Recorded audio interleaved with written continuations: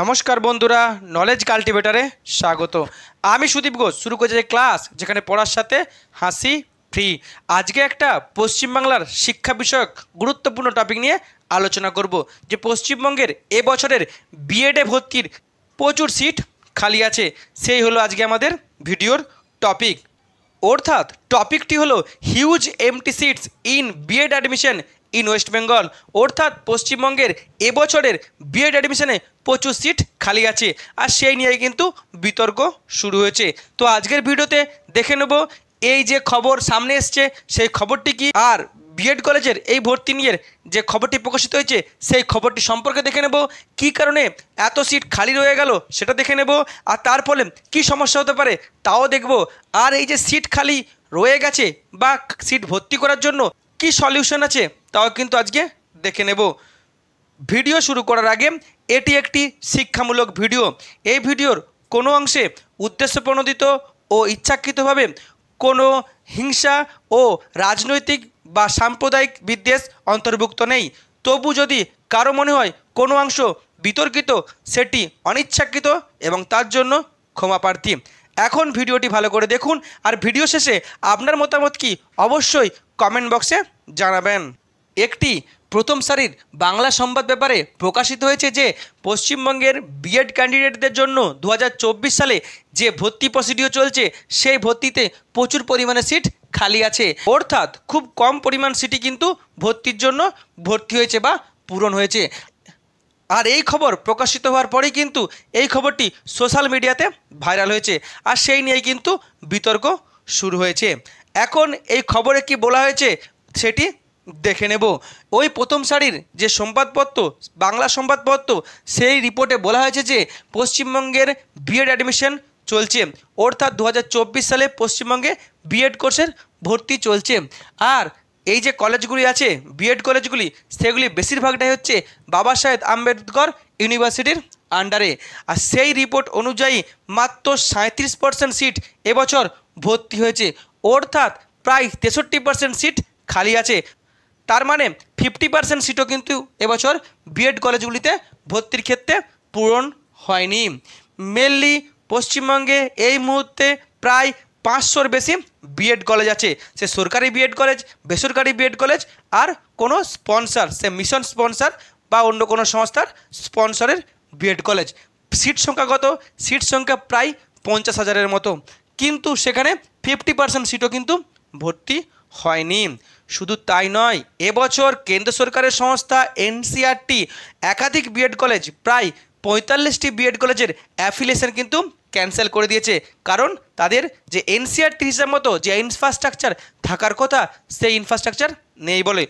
অর্থাৎ এমনিতেই কিন্তু কয়েক হাজার সিট কমে গেছে। বাকি যে সিটগুলো আছে সেগুলোতেই কিন্তু 50%ও ছেলেপুলে ভর্তি হয়নি। আর সেটা নিয়েই কিন্তু তর্ক বিতর্ক শুরু হয়েছে। অনেকে বলছে এটা নাকি পশ্চিমবঙ্গের শিক্ষা ব্যবস্থার ক্ষেত্রে একটি বিরাট বড় ক্ষতি, পশ্চিমবঙ্গের বিএড কোর্সের ক্ষেত্রে একটা বিরাট বড় বিপর্যয়। এই বাবা সাহেব আম্বেদকর ইউনিভার্সিটির ভিসি কি বলছেন? বাবা সাহেব আম্বেদকর ইউনিভার্সিটির ভিসি বলেছেন যে আমাদের অ্যাডমিশন প্রসিডিওর এখনই শেষ হয়নি।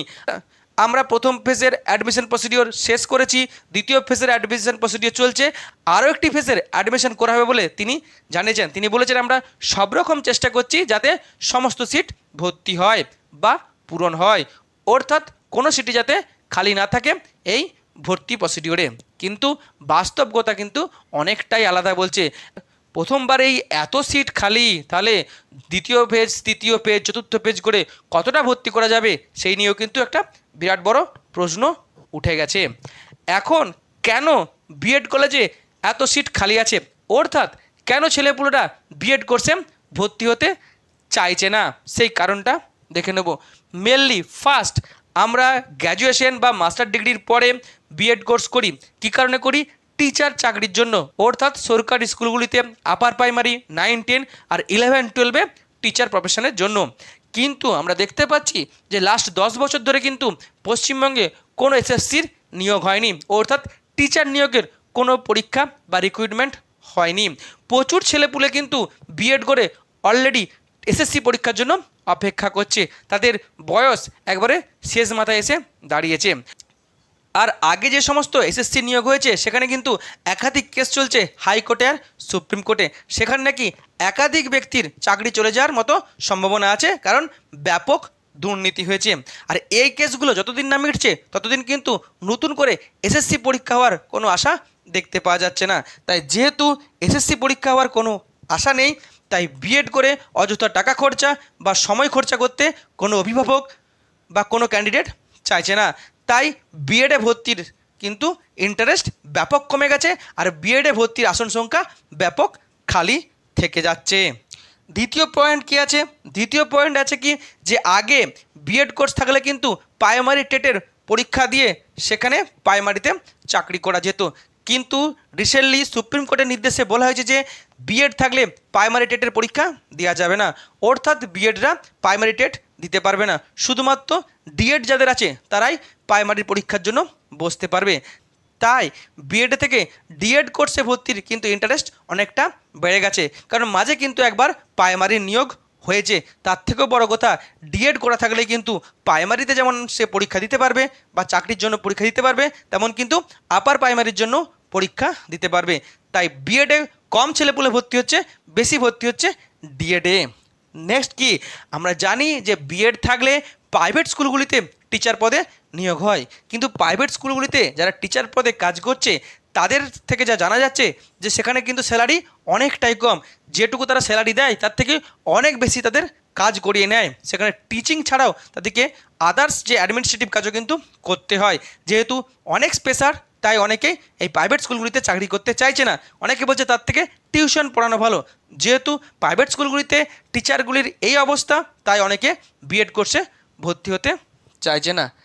নেক্সট কি, যখনই কোনো ক্যান্ডিডেটের গ্র্যাজুয়েশন কমপ্লিট হচ্ছে, অর্থাৎ BA BCom BSc course complete হচ্ছে, তারা কিন্তু এই বিএডে ভর্তি হতে চাইছে না, কারণ জানে যে বিএডে অর্থাৎ টিচার পদে চাকরির আশা এই মুহূর্তে নেই। তাই তারা বিএডে না ভর্তি হয়ে তারা কম্পিটিটিভ পরীক্ষার জন্য প্রিপারেশান শুরু করছে, অন্যান্য যে সমস্ত সরকারি চাকরির প্রিপারেশান বা নিয়োগগুলির জন্য। আমরা দেখতে পাচ্ছি যে 10 বছর এসএসসি পরীক্ষা একটা হয়নি। কেন্দ্র সরকারের এসএসসির এমটিএস, সিজিএল, সিএইচএসএল, রাজ্য সরকারের পিএসসি, অন্যদিকে ডব্লিউবিসিএস, অন্যদিকে রেল, পুলিশের কিন্তু মাঝে মাঝেই নিয়োগ হচ্ছে। তাই ওই দিকটাকে ছেড়ে তারা আদার্স কম্পিটিটিভ এক্সামের জন্য পড়তে শুরু করছে, তারা বিএডে ভর্তি হচ্ছে না। অন্যদিকে আর কি আছে, এবছর কলেজের যে গ্র্যাজুয়েশন কোর্স অর্থাৎ জেনারেল কলেজের যে UG course BA BSc BCom, সেখানেই কিন্তু ভর্তির সংখ্যা অনেক কম ছিল, প্রায় 50% সিট কিন্তু খালি ছিল, মাত্র 50% ছেলেপুলে ভর্তি হয়েছিল। অর্থাৎ গ্র্যাজুয়েশন কোর্স বা উচ্চশিক্ষাতে এমনিতেই কিন্তু অনেক ছেলেপুলের ইন্টারেস্ট কমে গেছে। তাই তারা যখন মাধ্যমিক পরীক্ষা হচ্ছে বা উচ্চ মাধ্যমিক পরীক্ষায় তারা পাস করছে, তারপরে তারা আদার্স কম্পিটিটিভ এক্সামের জন্য পড়াশোনা শুরু করছে।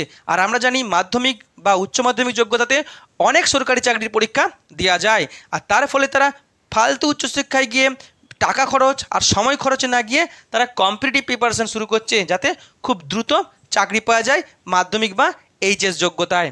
অন্যদিকে আর কি আছে, এই মুহূর্তে একটা সরকারি চাকরির ক্রাইসিস চলছে সারা দেশে। রাজ্য সরকারও চাইছে না ছেলেপুলেকে চাকরি দিতে, অন্যদিকে কেন্দ্র সরকারও সেম চাইছে না ছেলেপুলেদের চাকরি দিতে। তার ফলে কি, এই সরকারি চাকরি যত সুযোগ কমছে, তাই যারা ক্যান্ডিডেট আছে তাদের গার্জেনরা চাইছে কি, সরকারি চাকরি যেহেতু সুযোগ কমছে, তাই বেসরকারি চাকরির দিকে তাদের ইন্টারেস্ট বাড়ছে। তাই তারা জেনারেল কলেজে কম ভর্তি হয়ে বিভিন্ন প্রফেশনাল কোর্সে বা প্রফেশনাল কলেজে ভর্তি হচ্ছে, যেখানে কোর্স কমপ্লিট করার পরে প্রাইভেট চাকরি কম বেতনে হলেও প্রাইভেট চাকরির একটা সুযোগ থাকছে, যেমন ইঞ্জিনিয়ারিং, নার্সিং, ফার্মাসি, প্যারামেডিক্যাল বা ম্যানেজমেন্ট বা আদার্স। তার ফলে যেহেতু তারা জেনারেল কলেজে পড়ছেই না, তাই তারা টিচার পদে যাওয়ার কোনো সুযোগই নেই বা ইচ্ছাই নেই, তাই তারা বিএড করতে চাইছে না। তাই অন্যদিকে বিএডে ভর্তির ক্যান্ডিডেটদের সংখ্যা কিন্তু কমছে। অন্যদিকে যেহেতু সারা দেশে সরকারি চাকরির ব্যাপক সমস্যা দেখা দিয়েছে, অন্যদিকে বেসরকারি চাকরির অবস্থাও খুব একটা ভালো নেই, তাই গ্রামের দিকে একটা বিরাট বড় সেকশনের ছেলেপুলে মাধ্যমিক উচ্চ মাধ্যমিক পড়ার পর তারা কিন্তু পড়াশোনা ছেড়ে দিচ্ছে। তারপরে তারা অন্য রাজ্যে চলে যাচ্ছে মাইগ্রেন্ট লেবার হিসেবে কাজ করতে বা কাজ শিখতে। কেউ কেউ এখানে থেকেই হাতের কাজ শিখছে, সেলফ ইন্ডিপেন্ডেন্ট পেশায় যেতে পারে, কিংবা অনেকে ব্যবসা করা শুরু করছে। তারপরে তারা উচ্চশিক্ষায় যাচ্ছে না। অন্যদিকে আরও একটা সেকশন আছে যারা কিন্তু অল্প বয়সে প্রেম করে বিয়ে করে নিচ্ছে, সংসার করছে, তারা পড়াশোনা ছেড়ে দিচ্ছে। যেহেতু উচ্চ শিক্ষাটাই এখানে প্রায় কমে আসছে, তাহলে কিন্তু যদি কেউ গ্র্যাজুয়েশন না করে তাহলে সে কেন বিএড করতে যাবে? তাই বিএডে যে ইন্টারেস্টটা কিন্তু ব্যাপকভাবে কমে গেছে। এখন এই যে বিএডে ভর্তির এত আসন খালি আছে, অর্থাৎ ছেলেপুলে ভর্তি হতে চাইছে না, তার ফলে কী সমস্যা হতে পারে? প্রবলেম কি? প্রবলেম মেনলি কলেজগুলোতে হবে। এই যে এত বিএড কলেজ আছে, সে সরকারি আছে, স্পন্সর কলেজ আছে, কিংবা বেসরকারি কলেজ আছে। এখন যদি সেখানে ছেলেপুলে যদি কম থাকে, স্টুডেন্ট সংখ্যা যদি কম থাকে, তাহলে সঠিকভাবে ক্লাস করানোর ক্ষেত্রে কিন্তু সমস্যা দেখা দেবে। টিচাররাও ইন্টারেস্ট পাবে না, যে স্টুডেন্ট 2-4 জন স্টুডেন্ট ভর্তি হয়েছে তারাও কিন্তু ইন্টারেস্ট পাবে না, অর্থাৎ সেই সিস্টেমে কিন্তু একটা বিরাট বড় গলদ দেখা যাবে। অন্যদিকে সব থেকে সমস্যায় পড়বে কারা? বেসরকারি বিএড কলেজগুলি। কারণ বেসরকারি বিএড কলেজগুলির ক্ষেত্রে তাদের এটা একটা ব্যবসা, তারা অনেক টাকা খরচ করেছে এই বিএড কলেজের লাইসেন্স বের করতে, রাজ্য সরকারের পারমিশন, কেন্দ্র সরকারের পারমিশন। অন্যদিকে তাদেরকে ইনফ্রাস্ট্রাকচার তৈরি করতে হয়েছে, বিল্ডিং, তার সঙ্গে আদার্স যে সমস্ত সিস্টেম সেগুলো তৈরি করতে হয়েছে, স্টাফ নিয়োগ করতে হয়েছে, টিচার নিয়োগ করতে হয়েছে, আদার্স অনেক কিন্তু খরচ আছে। অন্যদিকে এবছর আবার বিএড কলেজগুলি এনসিইআরটি নিয়ম মেনে টিচার নিয়োগ করতে কিন্তু বাধ্য হয়েছে, অর্থাৎ বেশি যোগ্যতার টিচার নিয়োগ করতে বাধ্য হয়েছে, তাদের খরচাও কিন্তু অনেকটা বেড়েছে। এখন যদি ছেলেপুলে ভর্তি না হয় তাদের ব্যবসায়িক ক্ষতি হবে, আর ব্যবসায়িক ক্ষতি হলে কিন্তু এই বিএড কলেজগুলির কলেজ চালিয়ে নিয়ে যাওয়ার পক্ষে বিরাট বড় সমস্যা দেখা দেবে। এমন হতেও পারে এরকম যে 2-4 বছর চলতে থাকে তাদেরকে বাধ্য হয়ে বিএড কলেজকে বন্ধ করে দিতে হবে।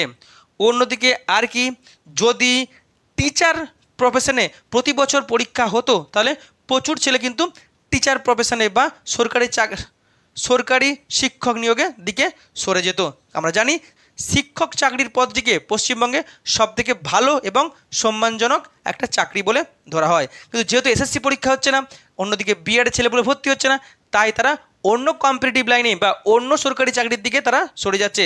আর যারা শুধুমাত্র অন্য সরকারি চাকরির জন্য নিজেরা প্রিপারেশন নিচ্ছিল, সেই অ্যাসপিরেন্টদের উপরে কিন্তু বিরাট বড় একটা চাপ বাড়ছে, এবং যে কোনো পরীক্ষাতে আমরা দেখছি যে অ্যাপ্লাইয়ের সংখ্যা কিন্তু অনেক বেশি হয়ে যাচ্ছে। তার মানে কি, এখানে কিন্তু কম্পিটিশন অনেকটাই হাই হয়ে যাচ্ছে।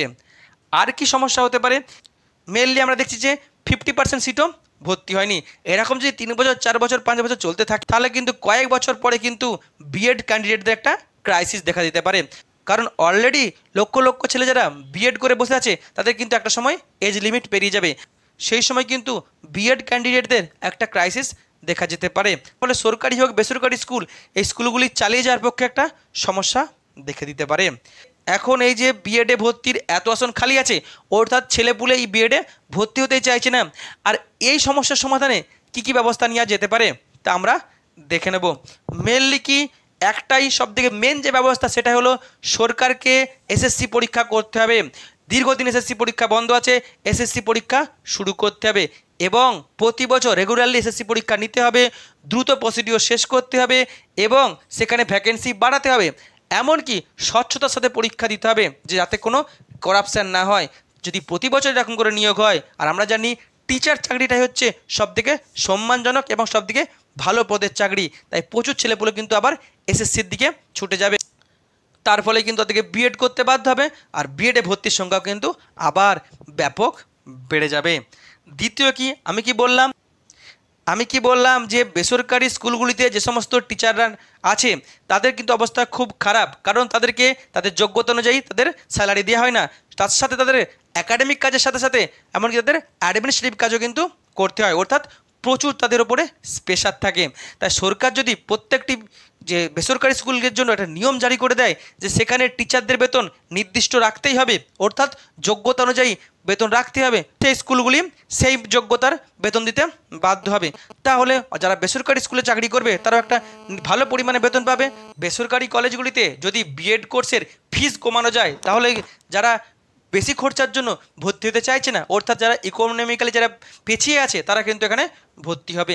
তাছাড়াও সরকার যদি বিএড কলেজে ভর্তির জন্য যে সমস্ত ক্যান্ডিডেটরা থাকবে তাদের জন্য যদি এক্সট্রা কোনো স্কলারশিপ কিংবা স্টুডেন্ট ক্রেডিট কার্ডের লোনের ব্যবস্থা করে, কিংবা আদার্স কোনো ফাইন্যান্সিয়াল হেল্প করে, তাহলে কিন্তু অনেক ছেলেপুলে ভর্তির জন্য একটা ইন্টারেস্ট পাবে। তার সাথে বিএড কলেজগুলিকে আলাদা উদ্যোগ নিতে হবে, বিশেষ করে বেসরকারি বিএড কলেজগুলিতে, যে তারা শুধু এই বিএড কোর্সে ট্রেনিং দেবে তা নয়, তার সাথে আনঅফিসিয়ালি তারা অন্য কোর্সের ব্যবস্থা করতে পারে। যেমন সবথেকে গুরুত্বপূর্ণ হবে বা ভালো হবে যে কম্পিটিটিভ এক্সাম, যে তুমি আমাদের এখানে 2 বছর বিএড কোর্সে ভর্তি হও, তাহলে আমাদের মূল বিএড কোর্সের পাশাপাশি আমরা কিন্তু একটা কম্পিটিটিভ এক্সামের জন্য কোচিং রাখছি। তাহলে যারা শুধু বিএড নয় আদার্স কম্পিটিটিভ এক্সামের জন্য খাটবে, তারা কিন্তু তাদের বিএড কোর্সটাও হবে, অন্য দিকে তারা কিন্তু কম্পিটিটিভ এক্সামের জন্য প্রিপারেশনও নিতে পারে। এমনকি বিএড কলেজগুলি অন্য কোনো প্রফেশনাল কোর্সেরও ব্যবস্থা রাখতে পারে, সে মেকআপ আর্টিস্ট, টেলারিং কিংবা ড্রাইভিং বা ইলেকট্রিশিয়ান, এই সমস্ত কোর্স করলেও একটা নিজেরা কাজ করে বা সেলফ ইন্ডিপেন্ডেন্টের ব্যবস্থা হতে পারে। তাহলে কিন্তু ছেলেপুলে ভর্তি হবে, কারণ একটা কোর্সে ভর্তি হলে তারা পাশাপাশি দুটো কোর্সকে চালিয়ে নিয়ে যেতে পারবে। চাকরি পেলে ভালো, চাকরি না পেলে তারা সেলফ ডিপেন্ডেন্ট হতে পারবে। আর এভাবেই কিন্তু বিএড কলেজগুলিতে ভর্তির ইন্টারেস্ট বা আগ্রহ বাড়ানো যেতে পারে। আর না হলে কিন্তু যদি এভাবে বিএড কলেজে ভর্তির আগ্রহ কমে যেতে থাকে, তাহলে কিন্তু আগামী দিনে পশ্চিমবঙ্গের শিক্ষা ব্যবস্থায় একটা বিপর্যয় নেমে আসতে পারে। এই হলো আজকের ভিডিও, যেখানে আমি টোটাল বিষয়টিকে সুন্দরভাবে তুলে ধরার চেষ্টা করলাম। এখন বিএড কলেজে ভর্তির সমস্যা নিয়ে আপনি কোন কারণটিকে সঠিক বলে মনে করছেন অবশ্যই কমেন্ট বক্সে জানাবেন। ভিডিওটি এখানে শেষ হলো। ভিডিওটি যদি ভালো লাগে অবশ্যই লাইক, কমেন্ট, শেয়ার এবং চ্যানেলটি সাবস্ক্রাইব করতে ভুলবেন না। আবার দেখা হবে নতুন একটি ভিডিওতে। ততক্ষণ পড়তে থাকো, হাসতে থাকো।